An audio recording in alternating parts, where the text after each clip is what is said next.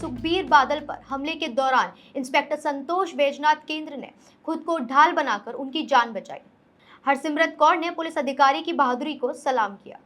Z+ सुरक्षा के बावजूद 2 साल में 2 हमलों ने सुरक्षा व्यवस्था पर सवाल खड़े किए हैं। अब अमृतसर और नांदेड़ की घटनाओं की समीक्षा की मांग उठ रही है। नमस्कार, मैं हूं पर्ली और आप देख रहे हैं आपका अपना न्यूज चैनल सत्य सर्वोच्च।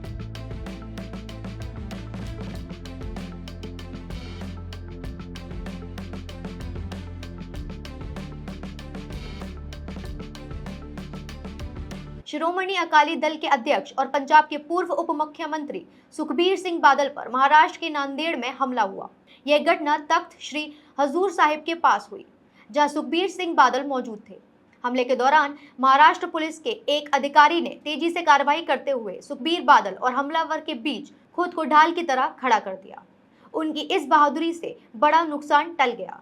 इस घटना के बाद बठिंडा के अकाली दल के सांसद हरसिमरत कौर बादल ने पुलिस अधिकारी की जमकर तारीफ की। उन्होंने सोशल मीडिया प्लेटफॉर्म X पर Maharashtra police special protection unit के इंस्पेक्टर संतोष वैजनाथ केंद्र को बहादुरी के लिए सलाम किया। हरसिमरत ने कहा कि अधिकारी ने अपनी जान की परवाह किए बिना सुखबीर बादल को बचाया और ड्यूटी को खुद से ऊपर रखा। उन्होंने कहा कि इंस्पेक्टर संतोष ने जिस तरह हमलावर और सुखबीर बादल के बीच खड़े होकर खतरा अपने ऊपर लिया, वह वर्दी की जिम्मेदारी और हिम्मत की मिसाल है।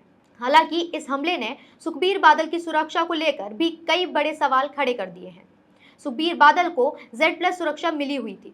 इसके बावजूद दिसंबर 2024 में अमृतसर के स्वर्ण मंदिर परिसर के बाहर उन पर गोली चलने की कोशिश हुई थी और अब नांदेड़ में उन पर दोबारा हमला हुआ है। दोनों घटनाएं धार्मिक स्थलों के आसपास हुई। नांदेड़ की घटना में हमले की वजह क्या थी, यह जांच पूरी होने के बाद ही साफ हो पाएगा।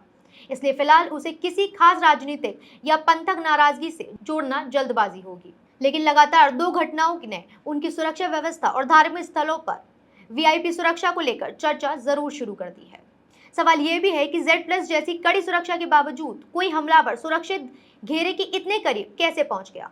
किसी भी संरक्षित व्यक्ति की सुरक्षा केवल सुरक्षा कर्मियों की संख्या पर निर्भर नहीं करती। इसके लिए पहले से खतरा का आकलन, कार्यक्रम स्थल की जांच, आने जाने वाले रास्तों की निगरानी, प्रवेश पर नियंत्रण, भीड़ का प्रबंधन और स्थानीय पुलिस व खुफिया एजेंसियों के बीच बेहतर तालमेल होना जरूरी है। धार्मिक स्थलों पर यह चुनौती और ज्यादा बढ़ जाती है। यहाँ बड़ी संख्या में श्रद्धालु आते हैं, सेवादार मौजूद रहते हैं और लोगों की सामान्य आवाजाही को पूरी तरह रोकना भी संभव नहीं होता। सुरक्षा एजेंसियों को सुरक्षा और धार्मिक परंपराओं के बीच संतुलन बनाकर काम करना पड़ता है। सुखबीर बादल जब धार्मिक सेवा या किसी कार्यक्रम के दौरान आम श्रद्धालुओं के बीच होते हैं, तब सुरक्षा को लेकर मुश्किल और बढ़ जाती है। ऐसे माहौल में यह देखना जरूरी है कि प्रवेश और निकास के रास्तों पर पर्याप्त निगरानी थी या नहीं, संदिग्ध व्यक्ति की पहचान के लिए व्यवस्था कैसी थी और स्थानीय पुलिस तथा सुरक्षा टीम के बीच तालमेल कितना प्रभावी था। नांदेड़ की घटना की जांच में इन सभी पहलुओं को देखना जरूरी है। साथ ही दिसंबर 2024 में अमृतसर में हुई घटना की सुरक्षा व्यवस्था की भी समीक्षा होनी चाहिए। दोनों मामलों में से ये समझने की कोशिश होनी चाहिए कि कहीं सुरक्षा व्यवस्था में कोई ऐसी कमी तो नहीं जिसे भविष्य में दूर किया जा सके। इस मामले का एक दूसरा पहलू अकाली दल और सुखबीर बादल की पंथक राजनीति से भी जुड़ता है।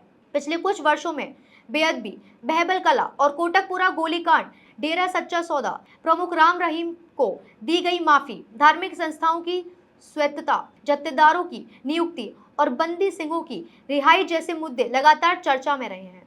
साल 2024 में सुखबीर बादल ने श्री अकाल तख्त साहिब के आदेश का पालन करते हुए धार्मिक दंड पूरा किया था और माफी भी मांगी थी। इसके बावजूद अकाली दल के पारंपरिक पंथक आधार और राजनीतिक भरोसे को लेकर सवाल पूरी तरह खत्म नहीं हुए हैं। लेकिन नांदेड़ में हुए हमले को सीधे इन पुराने विवादों से जोड़ना अभी सही नहीं होगा। असली वजह जांच के बाद ही सामने आएगी। फिलहाल सबसे महत्वपूर्ण बात यह है कि एक पुलिस अधिकारी की बहादुरी से सुखबीर सिंह बादल की जान बची और एक बड़ा हादसा टल गया।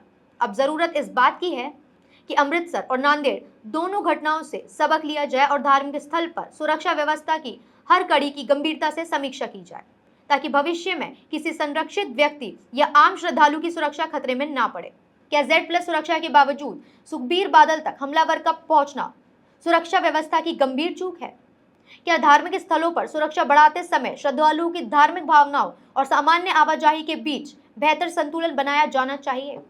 अपनी राय हमें कमेंट्स में जरूर बताएं और जुड़े रहें हमारे साथ हमारे चैनल पर। इस वीडियो को लाइक, कमेंट और शेयर करना ना भूलें।